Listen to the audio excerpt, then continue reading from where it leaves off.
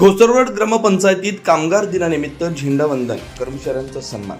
जागतिक कामगार दिनानिमित्त 1 मे रोजी घोसरवाड रोड ग्रामपंचायत कार्यालयात उत्साहात झेंडावंदन कार्यक्रम पार पडला. कामगारांच्या कष्टाचा सन्मान, त्यांच्या हक्काची जाणीव आणि सामाजिक न्यायाचा संदेश देणारा हा दिवस विशेष मानला जात असल्यानं ग्रामपंचायतीनं कार्यक्रमाचं आयोजन केलं होतं. या कार्यक्रमात सरपंच साहेबराव साबळे यांच्या हस्ते ध्वजारोहण करण्यात आलं.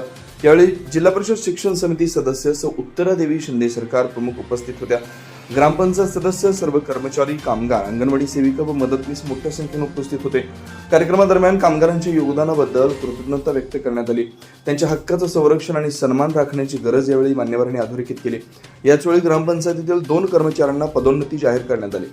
श्री विश्वास बाबुराव कमते यांच्या आकृतीबाण विभागात क्लार्क पदावर निवड करण्यात आली, तर श्री महेश धनपाल नायकवाडी यांची आकृतीबाण विभागात शिपाई पदावर नियुक्ती करण्यात आली. या दोन्ही कर्मचाऱ्यांचा सत्कार करून त्यांचं अभिनंदन करण्यात आलं. शिवार न्यूजसाठी प्रतिनिधी बाळासू कोकणे.